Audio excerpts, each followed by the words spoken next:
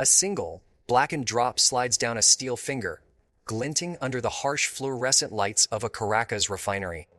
It seems unremarkable, almost ordinary, yet it contains a paradox powerful enough to topple a nation. Venezuela, a land of staggering wealth beneath its soil, should by every measure be one of the richest countries on earth. Its oil reserves are the largest in the world, greater even than Saudi Arabia's, enough to supply the entire planet for decades. And yet, the nation teeters on the edge of collapse, its cities echoing with empty shelves, and its people searching for bread and medicine where there should be abundance. The contradiction is as sharp as the Andes that slice through its western horizon. Here, the land offers a bounty few could dream of. Vast plains, deep rivers, and sedimentary basins cradle the heaviest, stickiest crude known to modern industry. Yet, these same riches are shackled by geography. Rivers twist through canyons, plains flood unpredictably, and the sheer viscosity of the oil itself transforms promise into peril. For every barrel extracted, the landscape whispers a quiet reminder abundance is not freedom. Geography does not negotiate. Consider the numbers. Venezuela produces roughly 2 million barrels of oil per day, yet it imports gasoline. A nation with more than 300 billion barrels of reserves depends on external supply lines for the fuel it cannot refine efficiently at home. The dissonance is not political, it is physical. The terrain, the crude, the rivers, the mountains, and the distance to international markets. All of these conspire to impose invisible ceilings on what even the most ambitious government can achieve. This is the core truth: geography is destiny. Governments rise and fall, policies shift, and ideologies burn brightly, then fade. But the physical landscape remains, setting immutable limits on wealth, power, and stability. In Venezuela, the oil-rich plains are both a blessing and a trap. The very resource that should elevate the nation instead defines the boundaries of its possibilities. To understand how oil broke Venezuela, we must first learn to read the land itself. For in its folds and layers lie the hidden story of opportunity, limitation, and inevitability. The story begins hundreds of millions of years before human ambition ever touched the land. Long before the cities of Caracas and Maracaibo, before the oil rigs and pipelines, the foundation of Venezuela was being forged deep beneath the Earth's crust. Around 300 million years ago, tectonic plates collided, wrenching mountains skyward and burying vast swaths of sedimentary basins. These ancient collisions created the Andes foothills in the west and the massive Maracaibo Basin in the north, where thick layers of organic, rich muds would one day become black gold. Over the eons, the land experienced repeated cycles of flooding and exposure. Shallow seas advanced and retreated, leaving behind organic matter that sank into mud, later transformed by pressure into hydrocarbons. Glacial and interglacial periods reshaped river systems, depositing sand and clay that would determine the permeability of reservoirs. The richness of Venezuela's oil is no accident of quantity. It is a story of accessibility. In some regions, crude lies trapped under impermeable rock, almost impossible to reach. In Maracaibo, however, a fortunate convergence of basin depth, sediment porosity, and structural traps created oil so vast and thick that it could be drawn to the surface with relative efficiency. By geological standards. Yet geology also imposes constraints. The Orinoco Belt, holding some of the heaviest crude in the world, contains oil too viscous to flow freely. It must be diluted, heated, or otherwise engineered to be extractable. A process that multiplies costs, limits output speed, and demands technological precision. In other words, the land produces promise, but with strings attached. The ancient processes that built these reserves also ensured that human effort would never fully control them. Even the nation's rivers carry the mark of deep time. The Orinoco River, one of the longest in South America, drains a vast interior plain. Its meanders, seasonal floods, and sediment loads shaped the land and determined where ports, roads, and cities could safely exist. The delta itself is both a conduit and a trap, fertile, navigable, yet prone to shifting channels that frustrate long-term infrastructure planning. Geography here is an architect of both opportunity and constraint, sculpting the pathways through which oil, and the wealth it promises, can move. Venezuela's coastal shelf offers another ancient gift. Shallow offshore basins contain lighter, more fluid crude, easier to extract and refine than the landlocked reserves. But these areas are limited in size, vulnerable to storms, and distant from the interior. Transporting heavy oil hundreds of kilometers from the Orinoco Belt to coastal refineries requires pipelines that slice across mountains, floodplains, and swamps. Every meter of steel must contend with a landscape that evolved on timescales measured in millions of years. The planet's slow hand is indifferent to human deadlines. This deep time perspective reveals an uncomfortable truth. Abundance alone does not guarantee advantage. Venezuela's geology is a paradox of extremes. It offers the largest reserves on the planet, yet it embeds within those reserves the very difficulties that will define modern power. The oil exists, but the land demands ingenuity, investment, and patience. Extraction is never simple, and dominance never assured. By reading the contours, the basins, and the rivers of this ancient terrain, one begins to see how the future of a nation is written not in policy or politics, but in the sedimentary history of its soil. Geology set the stage. Now, centuries later, Venezuela would learn that the true battle was not for control of the state, for the ability to navigate the immutable contours of the land itself. Geography is not a backdrop. It is the protagonist in every economic drama, silently determining which dreams of wealth can flourish and which must falter. At first glance, Venezuela appears to have won geography's lottery. It has a coastline, access to open oceans, navigable rivers, and oil fields that lie within national borders rather than hostile terrain. But geography does not reward appearances. It rewards frictionless movement. And this is where Venezuela's trap closes. Oil only becomes power when it can move cheaply. The difference between wealth and stagnation is often measured in kilometers, gradients, and ports. A barrel loaded onto a tanker at a deep water harbor may travel 10,000 kilometers for a fraction of the cost of moving that same barrel 500 kilometers over land. Sea transport is nature's subsidy. Land transport is a tax imposed by physics. Venezuela possesses oil, but much of it lies far from optimal maritime exits. The Orinoco Belt sits deep inland, hundreds of kilometers from the Caribbean coast. Between the oil and the sea stretch floodplains that vanish during rainy seasons, rivers that shift their course, and infrastructure corridors that must be constantly rebuilt. Each kilometer adds cost. Each transfer point adds risk. The oil itself compounds the problem. Heavy crude does not flow easily through pipelines. It must be diluted with lighter oil or chemicals, increasing dependency on imports and raising per barrel expenses long before it ever reaches a ship. This is the essence of the geography trap. Venezuela is not landlocked, but its most valuable resource behaves as if it is. The coastal advantage applies unevenly. Offshore fields are easier to export, but they are smaller. The vast interior reserves are technically accessible, yet economically fragile. In global markets, fragility is fatal. Then comes the resource curse, often misunderstood as a political phenomenon. In reality, it is a spatial one. When a single resource dominates an economy, it reshapes trade routes, labor allocation, and industrial development.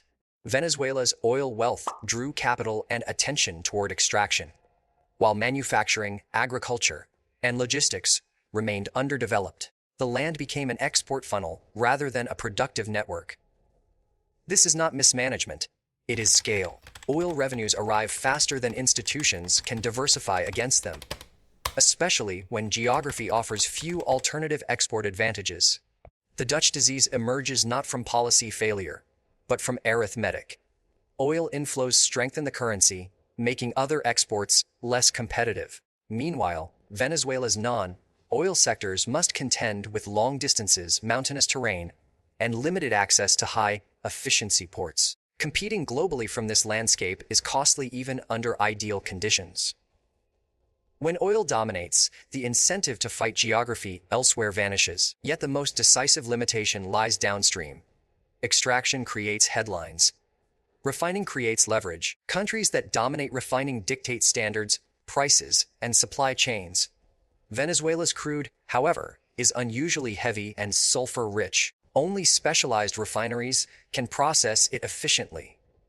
Many of these facilities are located outside the country, particularly in the Gulf of Mexico. This means Venezuela exports a semi-finished product and re-imports refined fuels. The paradox deepens. The nation with the largest reserves depends on foreign infrastructure to use its own resource. Economies of scale reinforce the imbalance. Refineries grow more efficient as they expand, but Venezuela's domestic refining capacity is constrained by geography and capital intensity. Coastal space is limited. Deep water ports compete with urban density. Environmental exposure raises costs. Meanwhile, foreign refiners operate massive complexes optimized for Venezuelan crude, locking in long-term dependency. The geography trap is not a sudden collapse. It is a slow narrowing of options. Each year, infrastructure ages. Each kilometer of pipeline requires maintenance. Each flood season erodes margins. Over time, the nation's economic freedom shrinks, not because leaders fail to act, but because the land demands more than the system can continuously provide. Venezuela's story is not about having oil. It is about having oil in the wrong places, of the wrong type, at the wrong cost curve. Geography quietly converts abundance into vulnerability. And once an economy is built around a single, geographically constrained resource, escape becomes exponentially harder. The maze tightens, and the next move is always more expensive than the last. Infrastructure is the moment a nation tries to outthink geography. Roads, pipelines, ports, and refineries are not symbols of progress, they are wagers. Each one is a bet that steel, concrete, and capital can overpower distance, terrain, and time. In Venezuela, this gamble was immense, because the land demanded nothing less. To move oil from the Orinoco Belt to the sea requires more than pipelines. It requires a continuous system that survives heat, corrosion, floods, and political cycles. The crude itself resists movement. Heavy oil must be diluted just to flow, meaning pipelines carry not only product but dependency. Every kilometer locks in maintenance costs. Every pump station becomes a critical node whose failure halts everything downstream. Geography ensures that there are no cheap redundancies. The engineering challenge is brutal. Pipelines cross floodplains that expand by kilometers during rainy seasons. They traverse soils that shift, compact, and erode. In the foothills of the Andes, gradients strain pressure systems, increasing rupture risk. Unlike deserts or stable plains, Venezuela's terrain is alive, hydrologically aggressive, chemically corrosive, and unforgiving to neglect. Infrastructure here does not age gracefully. It decays visibly and expensively. Ports offer no easy escape. Deep water harbors are scarce, and coastal geography compresses space between cities, industry, and fragile ecosystems. Expanding capacity is not simply a matter of dredging. It is a political, environmental, and logistical negotiation layered on top of geological constraint. Even when ports function perfectly, they must interface with inland systems that rarely do. A port without reliable upstream flow is a monument, not a solution. Refining represents the highest stakes gamble of all. Building refineries capable of handling ultra-heavy crude costs billions before the first barrel is processed. These facilities require uninterrupted power, steady water supply, specialized catalysts, and constant technical expertise. In a geography prone to flooding, grid instability, and long supply chains, refining becomes an exercise in risk management rather than value creation. Each shutdown multiplies losses. Each restart compounds wear. Distance quietly kills profit. A barrel extracted inland may travel hundreds of kilometers through multiple systems before it reaches a tanker. Each transfer, pipeline to storage, storage to rail, rail to port, adds friction. None of these steps increase the oil's value. They merely prevent it from losing value too quickly. Infrastructure does not erase geography. It taxes the resource to move through it. Mega projects promised liberation. New pipelines, expanded refineries, integrated corridors. each announced as an escape from constraint. But infrastructure is not a one-time victory. It is a permanent obligation. Steel rusts, pumps fail, skilled labor migrates, spare parts must arrive on time. Every time, geography ensures that delays cascade. A washed-out access road can idle a billion-dollar facility. The deeper trap lies in irreversibility. Once infrastructure is built to serve a specific geography and resource type, alternatives narrow. Pipelines designed for heavy crude cannot easily switch to other products. Refineries optimized for Venezuelan oil cannot pivot without massive reinvestment. The nation becomes spatially locked into its original bet. Flexibility disappears. Meanwhile, competitors refine elsewhere. In flatter terrain, near massive consumer markets, refineries scale larger and cheaper. Tankers dock effortlessly. Supply chains shorten. These systems do not fight geography. They align with it. Over time, they undercut Venezuela's margins, not through policy or pressure, but through physics. Infrastructure was supposed to conquer distance. Instead, it revealed distance's true cost. Venezuela did not fail to build. It built against a landscape that demands constant tribute. Every year, more capital is required just to stand still. And when investment slows, geography reasserts itself immediately. The gamble was never whether infrastructure could be built. It was whether it could be sustained indefinitely. In Venezuela's terrain, sustainability is the rarest resource of all. Geography does not merely shape economies. It defines battlefields, often without soldiers. Venezuela's oil geography places it on a permanent geopolitical front line, where vulnerability is not declared, but inherited. Control over oil is meaningless without control over access. Venezuela's exports flow through a limited number of maritime corridors in the Caribbean. These sea lanes are narrow, monitored, and strategically crowded. Tankers must pass near foreign shores, foreign ports, and foreign refineries. This proximity creates dependence disguised as connectivity. The country's wealth moves through spaces it does not command. Sovereignty, in geographic terms, is not a declaration. It is the ability to act without permission. Venezuela's oil system requires external refiners, external shipping insurers, external spare parts, and external financial clearing. None of these dependencies are ideological. They are spatial. Heavy crude ties Venezuela to specific refining hubs beyond its borders. Distance and specialization eliminate redundancy. When one link tightens, the entire chain feels it. The frontier is not just offshore. Inland, infrastructure corridors become strategic choke points. Pipelines crossing floodplains and rivers are fixed targets of geography itself. A single rupture, caused by erosion, corrosion, or neglect, can halt exports for weeks.